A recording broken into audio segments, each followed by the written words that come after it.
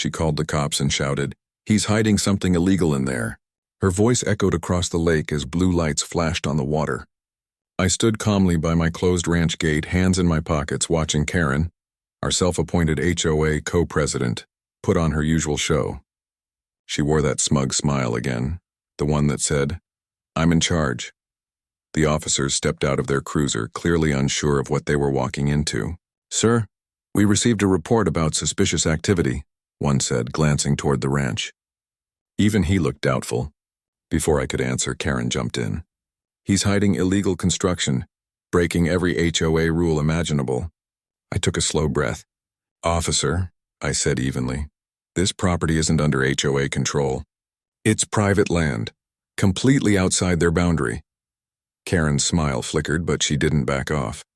She leaned in close to whisper something to the officers. Moments later, one asked me for ID. "Sure," I replied, reaching into my jacket, but instead of an ID, I pulled out a court-stamped letter. It clearly stated that I owned the ranch outright with no HOA jurisdiction. The officer read it carefully, his expression changing from suspicion to surprise. Karen's fake confidence began to crumble. Then she made her biggest mistake. "He forged that," she snapped. "I'll prove it." She stormed past the officers and grabbed the sealed ranch gate, ignoring the large red sign that read, "No trespassing, federally protected property." The moment her hand touched it, the alarm blared. I didn't even move. "Ma'am, step back," one officer shouted, rushing toward her. But she kept screaming at me, "You think you can hide things from me? I own this community." I looked straight at her. "Not this part, Karen." Just then, a second patrol car pulled up, this one marked with federal plates. An agent stepped out, flashing his badge. "Ma'am," he said firmly, "step away from the property. You're under investigation for filing a false report." The entire street went silent. Karen's face drained of color as the agent read her rights. "And me?" I just smiled slightly and said the line that would go viral later. "You called the cops on the wrong property, Karen, because this one's protected by the law you tried to fake."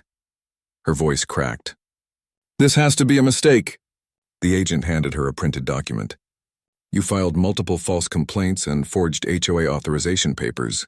Do you deny this?" Karen froze. Her mouth opened, but no words came out. The local officers looked uncomfortable. One muttered, "Ma'am, you might want to stop talking." I leaned on the fence, calm as ever. "You've been trespassing for weeks," I said. "Recording, threatening, pretending you have authority.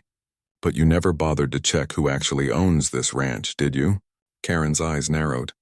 "You're just some squatter who got lucky." I chuckled softly. "Squatter? Tell her who signed off on this land's clearance," I said, nodding toward the agent. The agent looked down at his clipboard. "Colonel James R. Hale, retired U.S. Army, owner and operator of this ranch." Karen's jaw dropped. "You're military?" "Was," I said. "Now I just raise horses and mind my business until someone starts faking laws." The agent continued, "Ma'am, you also impersonated a government officer by posting false notices. That's a felony." No, I was just enforcing community rules." She cried. One officer sighed. "Karen, your community rules don't apply outside HOA limits. We've told you that before." The silence was heavy. Cameras from neighbors started recording as she was cuffed. She screamed, "You'll regret this. Everyone will regret siding with him." I stayed calm. "I don't need to fight you, Karen," I said. The law already did. For a few peaceful weeks, life returned to normal. The lake shimmered. The horses ran free. But with people like Karen, quiet never lasts. One evening near sunset, I noticed a black SUV parked across the road. No plates, same spot every night. Something didn't feel right. The next morning, my neighbor Ray came by, shaking his head. "She's out on bail," he whispered.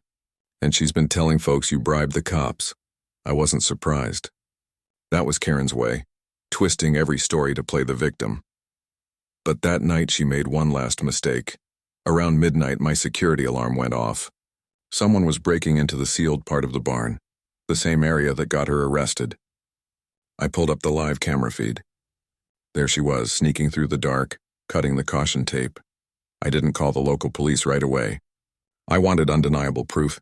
The cameras caught everything, her breaking the lock, entering restricted property, whispering into her phone, "I'll expose him if it's the last thing I do." That's when I made the call to the same federal agent. "She's back," I said. Caught red-handed on camera. Within minutes, patrol cars and a federal vehicle surrounded the ranch. I stayed on my porch, coffee in hand, as floodlights lit up the property. Karen froze like a deer in headlights. "Ma'am, step away from the structure," the officer ordered. She tried to run, but there was nowhere to go. The agent from before approached her. "Didn't we have this talk already?" Her voice shook. "You don't understand. He's dangerous." The agent turned to me. "Mr. Hale, anything to add?" I held up my phone showing the footage. Only that she broke in again. "It's all recorded. They cuffed her on the spot." Neighbors watched silently as the once feared HOA queen was driven away, under the same lights she once used to humiliate me. Ray stood beside me, chuckling. "Guess she finally learned who owns this land." I smiled faintly. "Yeah. But she also taught everyone something bigger. No one's above the law." The next morning, I replaced the locks and hung a new sign at the gate. Freedom isn't given by HOAs. It's earned by standing your ground. And that's how the woman who tried to control everything ended up losing it all. Because she messed with the wrong ranch and the wrong man. She called the cops to take me down, but in the end, they took her instead. The end.